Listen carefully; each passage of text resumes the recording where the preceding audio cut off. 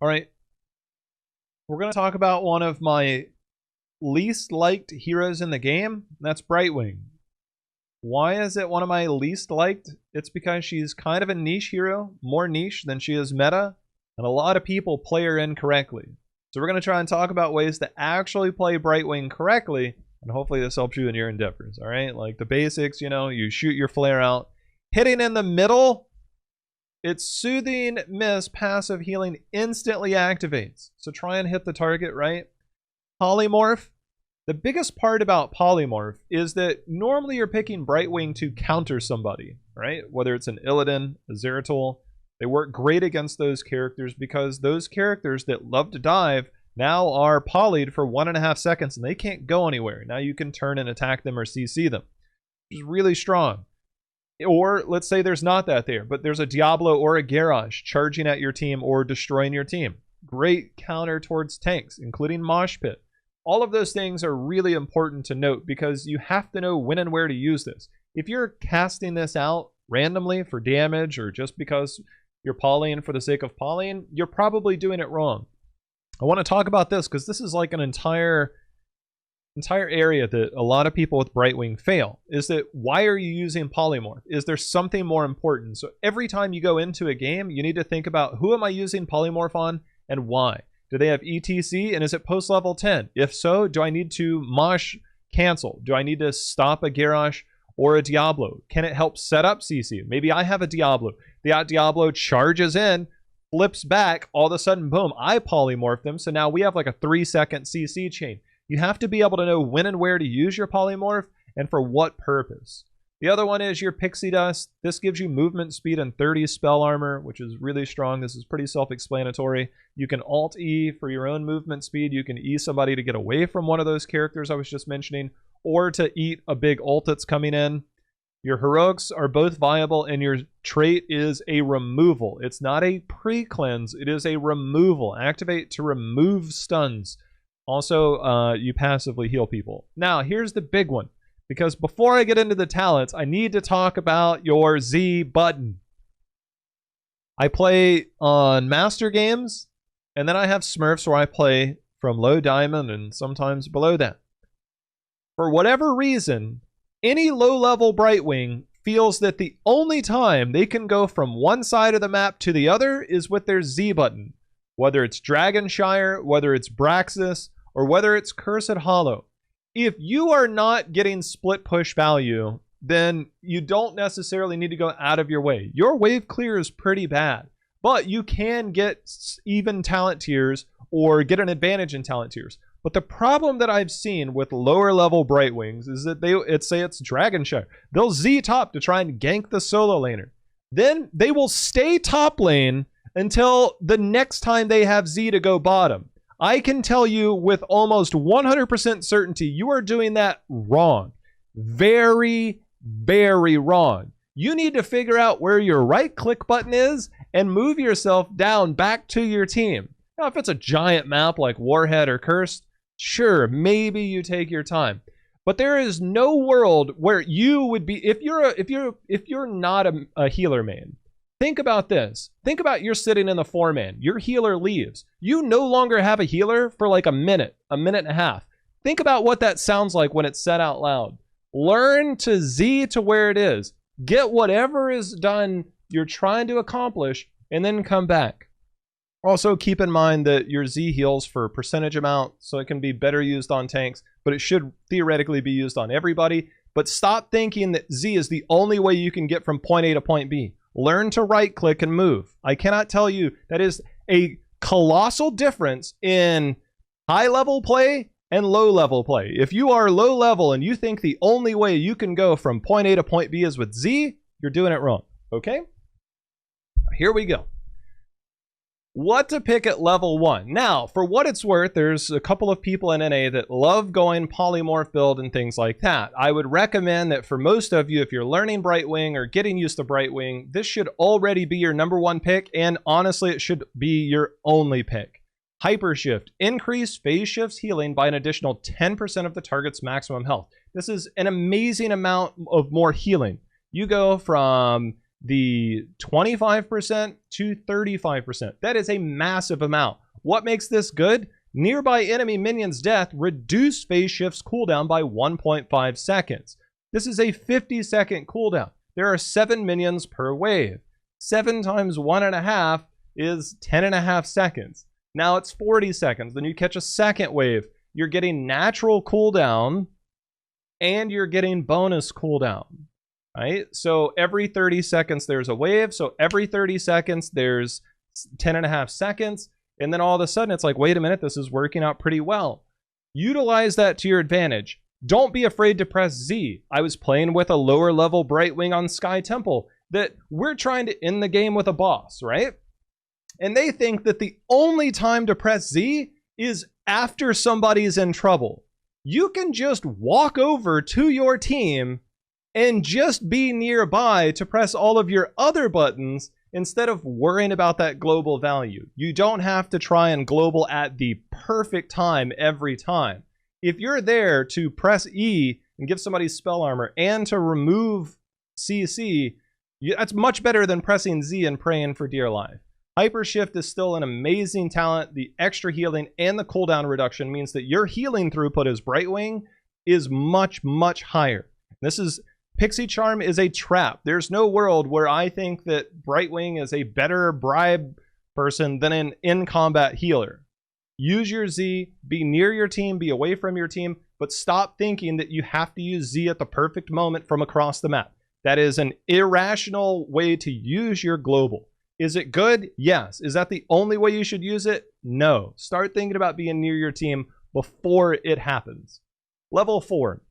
Now, there's something to be said about all of these. Normally, Unstable Anomaly is going to be your pick. Increases Polymorph slow, but also deal damage whenever that goes. That means more CC, a bigger slow, and a small chunk of damage. If you're in those situations like I mentioned earlier, where you're going to be CCing a tank more often than not, now all of a sudden this becomes even more valuable. Also, Dream Shot is really good. Increase your range by 50%, which means more safer poke, although you do still have your AoE radius to heal somebody. Hitting a hero with Arcane Flare's center reduces its cooldown to 2 seconds. If you go back and you remember the center of this, it instantly resets your Soothing Mist, which means potentially more healing throughput. If I'm going against like a solo tank that's Johanna who has a tiny hitbox and a triple ranged, this might not work too well. But Unstable Anomaly can set up a lot of kills, give you a small amount of burst damage, and that extra 15% slow is pretty good. But also Dream Shot can be really good. Playing into Magic Spit, while this does sound appealing, getting the cooldown reduction on Soothing Mist, everybody's got a medallion. The odds of you going through this, it's just not super high. I think a lot of people have trouble already with Soothing Mist, so just keep that in mind. Both of these are really good, and it kind of depends on the playstyle or even the potential team that you're facing on which one you go. I think both of these are safe picks. If you want more healing throughput, Dream Shot is there. If you need more CC and follow-up or counter CC, Unstable Anomaly is where it's at. Level 7. There's not a whole lot that goes into this one. Peekaboo, phase shifting to an ally grants both Brightwing and her target a massive shield and reveals a large area. This is always going to be good. Giving somebody, like I said, an in-combat healer means that now I can use that Z in the middle of a fight, whether I'm across the map or whether I'm right beside my team, because I don't think that I have to be clear across the map. And then I'm going to make sure and give them a giant shield. Not only 35% of their healing, but also now a massive shield that's going to go on. If you think about all the tanks in the game, nobody has 3,300 health at level 1. Stitches is pretty close. You're talking about potentially a 10 to 20% shield. This is like a 25% shield, a 20% shield on a squishy of their total health. So not only are you healing them, but you're also shielding them for a large amount as well. So Peekaboo is the number one. All the other ones, Critical Miss, I think there's a time and a place for these other ones. Maybe not so much Sticky Flare. Sticky Flare would kind of be if you combo Dream Shot, but the shield and being able to heal in combat and given that shield there is going to be the pick that you're going to go with. Blink Heal versus Emerald Wind. Both of these are good, and it's really hard to say where one is arguably better than the other. Do I need more single target heals? Then yeah, Blink Heal is going to be there. It's more healing throughput. There was once upon a time where Emerald Wind used to give you more passive healing. That's been gone for a long time.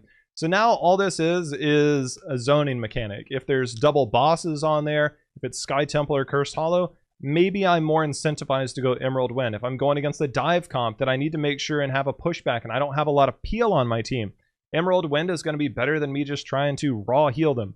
And there's a lot of variables like that that go into what is the enemy team like? What is my team like? Is my team a melee team? There was once upon a time where I had a tank, me as a melee, and another melee. We were triple melee. I was like Butcher or Tannis. I need to stay on top of people to heal them. My Brightwing pressed R and then knocked them away. So as much as Brightwing's trying to help, she's actually hurting, right? So you have to look at your comp, you have to look at the enemy comp, and you got to decide, is Emerald Wind the pick? And is it a map where this works? Do I need the extra CC? Do I need the zoning? And if not, then Blink Heal is the better one. This gives me mobility. You can also use this to just juke people. Since you can use this on minions, this is a form of escape. You can Alt-E yourself. You can blink to a minion. You can blink to your teammates. And you can make a lot of plays. This is normally how a lot of people make plays as Brightwing. So I think this one is really good. This also is your only true form of single target heals that you have other than your Z. It's unlike Lily where she has like her cleanses are only one.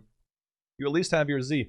Let's say you don't have that. You can blink into them. It's not a huge heal, but it gives you mobility. It gives somebody healing that allows you to kind of put that through. There's some other variables that go in that we'll get into at level 13 here in a second. But Blink Heal is normally the safer option and pretty much the one that you can never go wrong with. Emerald Wind is the one that you could definitely go wrong with. Level 13, all of these are good. They're all situational. One of them gives you additional movement speed. The other one increases your healing. This also increases the duration by 1 second. Because of that, this is easier to use and generally is another you can't go wrong talent when you compare to the others. And so that can definitely help you increase Pixie Dust duration by 1 second. Brightwing heals allies with an active Pixie Dust for 75% or more. Keep in mind that you're trying to get more healing throughput towards a single target. This can definitely take care of that. Pixie Power, so Safety Dust is probably your number one choice no matter what. But the other one can be good if you need the movement speed. Maybe you're playing with a very aggressive comp and your Garrosh is going in. You can use this to be offensive, or you can use this to run away. This is probably the last option. The other one, reduce the cooldown of Pixie Dust by 3 seconds, so it goes from 10 to 7. But it increases the spell armor granted by 25. This can work out really well versus blow-up comps. Say there's a variant on the other team, or there is a Mephisto. There's something that's going to lock one person in place, and now all of a sudden, like, you're like, wait a minute, like they're about to take a lot of damage. Some of it's going to be physical, but a lot of it's going to be spell damage. So Pixie Power can help you in those single target situations. More healing throughput in other situations, whether you're going against AoE damage or longer fights. Pixie Power versus good single target damage that you know that you're going to get taunted, you're going to get slid upon, and you don't always have that healing. But you can make sure and try and keep them alive as much as possible by giving them a ton of spell armor. So each of those are your main two options, and you just kind of got to determine what you need. Both of these, again, this one's probably more if you're just steamrolling the team. These two are both what does the enemy team have and what do I need. Level 16. For what it's worth, all of these can technically be good. Most of the time, Critterize and Hush are going to be your number 1 and number 2 picks. Critterize goes back to that same situation as earlier. Is my Diablo going in? Is my ETC sliding onto somebody? Can we kill that person much easier? If the answer is I can chain CC with my teammates, with my allies, that means that I can now stagger that CC. Diablo gets a big stun, ETC gets a big stun, Garrosh tosses somebody into my team. Guess what? They're a lot easier to kill when they have 25 less armor. If I'm using my Polymorph defensively, it still can be good for that reason. Hush says that enemy heroes hit by the center of Arcane Flare are silenced for 1 second and deal 25% less damage. So damage reduction is something that can never be weighted, but it can be good. If I'm going against that ETC, maybe I'm more proactive with my Polymorph and I'm like, uh-oh, I'm losing a lot because I have to poly one target, but I also need an interrupt for Mosh Pit, and Emerald Wind is not my pick. So this gives you a pretty easy way to hit that. But you have to be very careful, because if I went Hush at 4 and I went Dream Shot at level, or Hush at 16 and Dream Shot at 4, and I'm being very proactive with my Qs, all it takes is one miss to not get that cooldown reduction, and now I don't have a silence, I don't have a polymorph, and now I'm in trouble. So always be very careful when picking this with your level 4 when you need a silence. Normally, your level 4 talent can be a trap for your level 16 because now you've gone cooldown reduction, you miss, but you really need that silence in a more particular situation. This can work very good against a dive ball comp, melee comps to where you know you can get that guaranteed middle reset. But I'd say Critterize is going to be the safest, easiest, most reliable option in almost every situation. Hush is more of a very niche situation, and Phase Out is an extremely niche situation.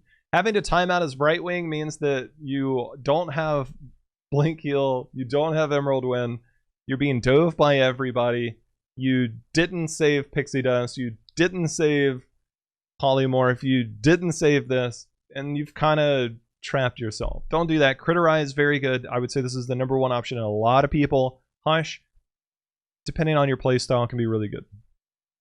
Level 20, for what it's worth, all of these can be pretty good in the right situation. Intensive Winds is a good upgrade for Emerald Wind because now you've reduced the cooldown to 5 seconds, and now you can just use this for zoning out. Going against that dive ball comp that just wants to keep running at you, you can knock them back if you need it. Remember, go back to the level 10 segment there. Invisible Friends, making sure to give invisibility to somebody. Now it requires an ability to take them out of stealth unless they do something first. So those melee heroes that are going to have trouble dismounting if somebody's running at them. This can be very good for a lot of situations to prepare for a fight, to get ready for a fight. I don't think this is a super upgrade. Instead, you have the option, let's say you're going against Mephisto, somebody that's got huge AoE damage late game, or your team's been getting destroyed late game and you've made it here. Fairy Protector, activate to apply Pixie Dust to all nearby heroes. This can be really good to give everybody spell armor and make your life easier to keep them alive. Speedy Dragon, though, also pretty good. I know this sounds pretty weird, but permanently gaining 20% movement speed. If I didn't go Blink Heals, my mobility is tied to my Pixie Dust in terms of getting somewhere. But overall, Speedy Dragon can be okay. She doesn't have the best level 20 talents, but they can situationally be the difference between like being to being like, oh wow, that just saved the game, right? So Fairy Protector can be good, Intensive Winds can be good, Invisible Friends can be good, and Speedy Dragon, if none of those look good, go Speedy Dragon. If one of these looks good, go it. And that's kind of how you have to handle Brightwing in a nutshell. She's pretty straightforward in terms of how you should play her. There's a couple of really high like level players that can get value, but it also, the one thing I want to keep in mind here is that Brightwing needs to use her Z more proactively, and you need to go Hypershift. The reason why people at higher levels can go into something like Greater Polymorph or go into different ways to utilize that is because at higher levels, if you watch anybody's stream, they know how to follow CC.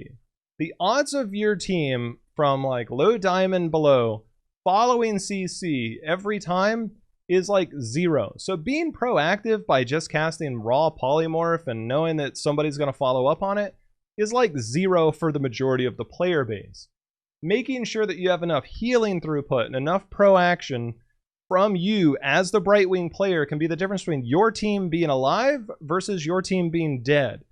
Making sure to try and get a kill because you think you're going to pog out polymorphing everybody on cooldown, I got news for you. It ain't going to happen. It might happen once every 10 games, but it's not going to be consistent, reliable. And if you want to consistently win and be consistently regarded as not a troll pick, you have to pick talents that get you there. You need to be able to Z somewhere and then walk back to where you came from and stop thinking that you need to wait for your Z cooldown, because that's not it. That is not it. Even if you waited for 2 waves, right?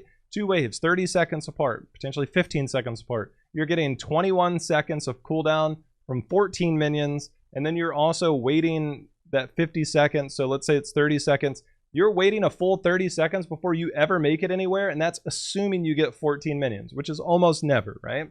So try to be more proactive with Zine somewhere, making your way back to the team. Holding your polymorph for the key moments that are going to be impactful, whether it's follow-up CC or defensive versus dive heroes. ETC, Diablo, Garrosh, all running at your team. Boom, polymorphed, run away. Pixie dust the person if you don't have that available. Get them away. You can be such a utility as Brightwing, and a lot of people really underutilize her utility. They think, I have global, I press Z, I occasionally come in and land my Q, therefore I'm valuable. You're severely underplaying that hero. So try and be more proactive with getting that global value, getting there earlier. Use your Z when you're right beside each other. Who cares? As long as you're not getting interrupted, like, that's fine. That is a perfectly okay play style. Try and be more proactive, but stop being AFK thinking that you're just going to split push. The time it takes for you individually as a Brightwing to clear minions is so abysmal. It's some of the worst wave clear in the game. So if you think the only time that you're going to get there from point A to point B is by pressing Z and going AFK, stop it. Stop it. There's a difference between soaking an important talent tier versus just using my Z. Try and be more proactive as Brightwing. Stop being AFK and start to figure out that Brightwing has incredible utility. Once you start picking the normal talents, playing the normal way, you're going to be like, maybe this hero is not so bad. As for me, I still think she's a niche hero, and I don't really like her, and I don't really like her on my team. But hopefully, if I see you playing Brightwing and you're on my team, you've taken some of these tips, and you're being a little bit more active as Brightwing, and maybe you'll change my mind. But that's Brightwing.